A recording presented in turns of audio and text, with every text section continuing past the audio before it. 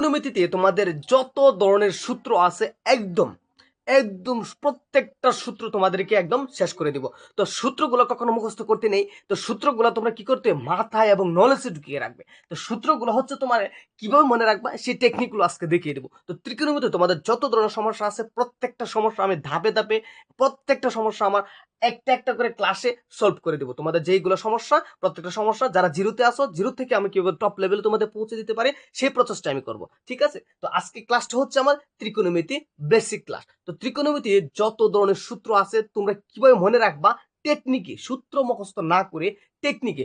অঙ্কের ক্ষেত্রে কখনো সূত্র এবং অঙ্ক কখনো কেউ মুখস্থ করে না, সেই যারা মুখস্থ করে তারা কখনো মনে রাখতে পারে না এবং পরীক্ষার হলে খাতায় অঙ্ক লিখতে গিয়ে সূত্র বলে যায়। সেজন্য তুমি টেকনিক অবলম্বন যদি তুমি করো তাহলে প্রত্যেকটা ক্লাস প্রত্যেকটা অঙ্ক তুমি সুন্দরভাবে তুমি সমাধান করতে পারবা। ঠিক আছে, তো আমরা আজকে চলে যাচ্ছি ত্রিকোণমিতিতে বেসিক ক্লাসে, যাদের সমস্যা সূত্রে বা ফর্মুলাতে এই সমস্যাগুলো সলভ করার জন্য। তো আমরা চলে যাই যে ত্রিকোণমিতিতে কয়টা সূত্র আছে। তো ত্রিকোণমিতিতে বেসিক্যালি তুমি যে জাস্ট ধরো 25 থেকে 26টা সূত্র। তো 25 থেকে 26টা সূত্র তোমরা কিভাবে না মুখস্থ করে মনে রাখতে পারো সেভাবে আজকে তোমাদেরকে দেখিয়ে দিব। হ্যাঁ, ধৈর্য সহকারে আমার ক্লাসটি দেখো। তো আজকে আমরা চলে যাচ্ছি যে আমাদের আগে জানতে হবে, হ্যাঁ জানতে হবে যে ত্রিকোণমিতিতে ধরো আমি ভাবলাম যে তোমরা শূন্য থেকে আছো, তো আমাদের আগে কি করতে হবে, জানতে হবে ত্রিকোণমিতিতে কি কি আছে।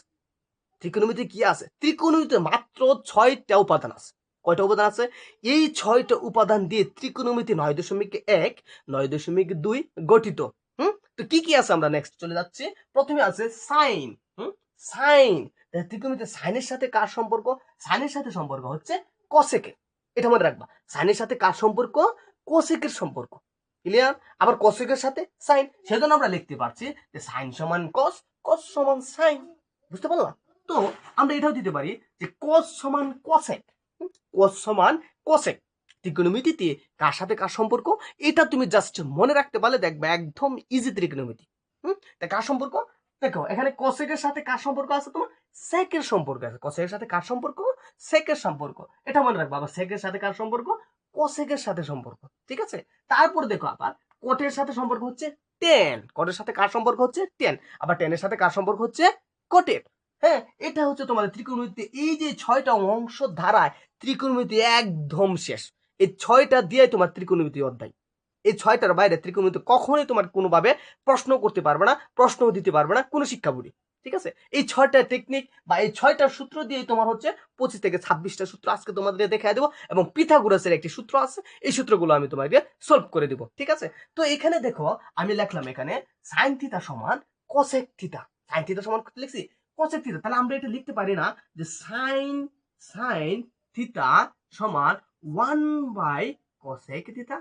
একদম ইজি, সাইন থিটা সমান 1 বাই কোসেক থিটা সূত্রটা। তাহলে আমরা কি লিখছিলাম প্রথমে, যে সাইন থিটা সমান কোসেক থিটা।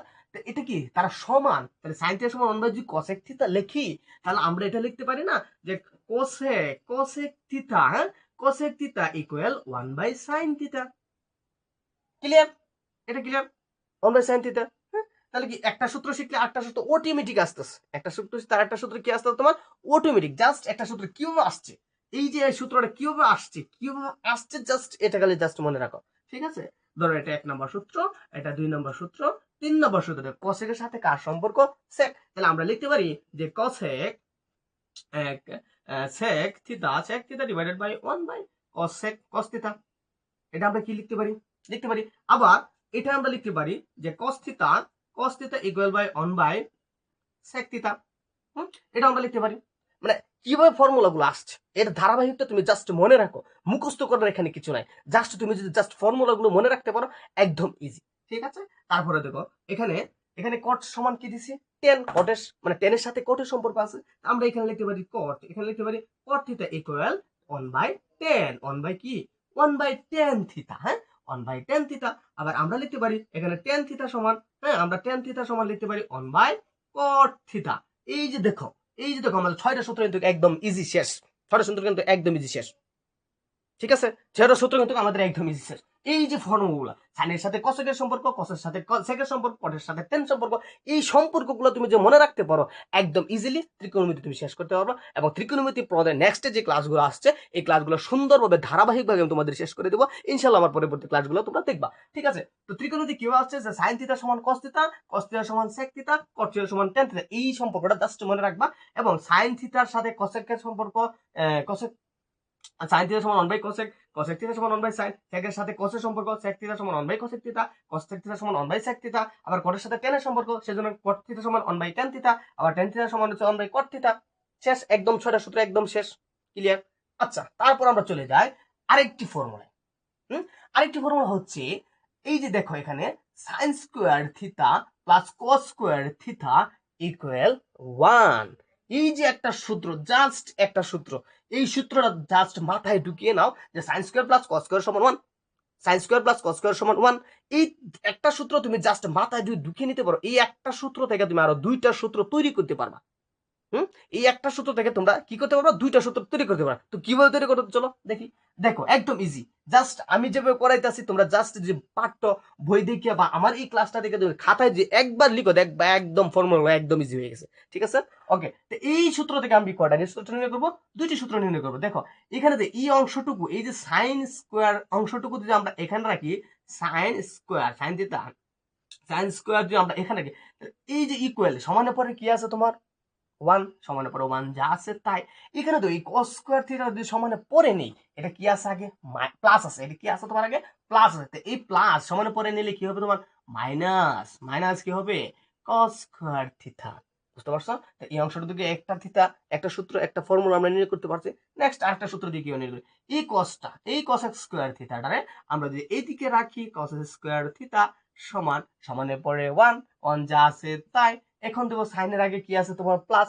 এই প্লাসের আগে এই প্লাস যদি সমানে পড়ে যায় তাহলে কি হবে তোমার? মাইনাস। ঠিক আছে, একদম ইজি, একদম তোমার কি ইজি।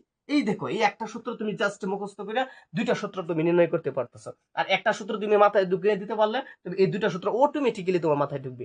বুঝতে পারছো? অটোমেটিক্যালি। এখানে দেখো এই সূত্রটা cos square minus cot square সমান 1। এটা তুমি জাস্ট একবার দেখো, একবার একদম ইজি। cos স্কয়ার মাইনাস কট, এখানে দেবো সি, এখানে দেবো সি, মানে সি সি। এটা একদম ইজি ভাবে তুমি মুখস্থ করবা যে cos square minus cot square সমান 1। এইটা তুমি জাস্ট মুখস্থ করবা আর 2টা সূত্র অটোমেটিক্যালি তোমার চলে আসবে।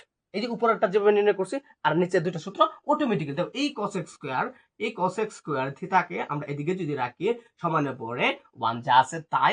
এখন দেখো এই cot স্কয়ার থিটা সম্পূর্ণটারে সমানের পরে যদি নেই তাহলে সে চিহ্নটা কি আছে? তার আগে মাইনাস আছে। সে মাইনাস থাকলে সমানের পরে চলে যাবে প্লাস cot স্কয়ার থিটা। বুঝতে পারলাম?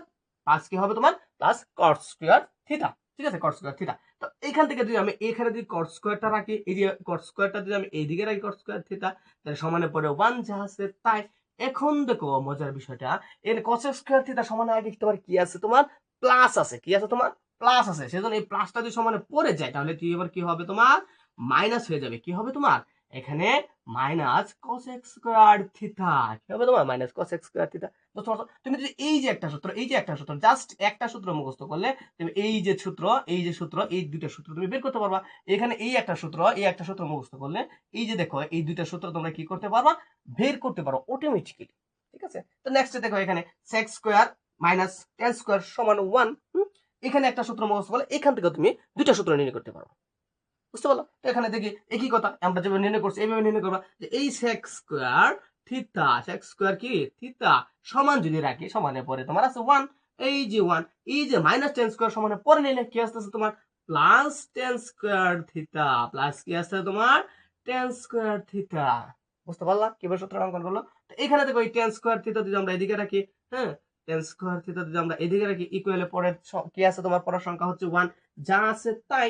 এখন দেখো, সরি, যা আছে তোমার কি আছে তাই। এখন তো এই যে sec স্কয়ার থিটা, এই যে sec স্কয়ার থিটা সামনে আছে মনে মনে প্লাস, কোনো চিহ্ন না থাকলে তোমার কি থাকে? প্লাস। এই প্লাস চিহ্ন যদি সমানে পড়ে যায় তাহলে তোমার হবে কি? তোমার মাইনাস। কি হবে? মাইনাস। ঠিক আছে, এখানে দেখো এই একটা সূত্র মুখস্থ করি, এখানে দেখো আরো 2টি সূত্র আমরা নির্ণয় করতে পারলাম। ঠিক আছে, তাহলে আমরা 3টা সূত্র মুখস্থ করে এখানে আমরা কটা সূত্র নির্ণয় করতে পারছি? 9টা সূত্র মুখস্থ করতে পারছি, 9টা সূত্র নির্ণয় করতে পারছি, 9টা ফর্মুলা বের করতে পারছি। ঠিক আছে, জাস্ট 3টা সূত্র তোমরা জাস্ট মনে রাখবা, এই 3টা সূত্র থেকে তোমরা কি করতে পারবা? 9টা সূত্র। এই দিক দিয়ে গেছে 6টা, এই দিক দিয়ে তোমার হয়েছে 9টা।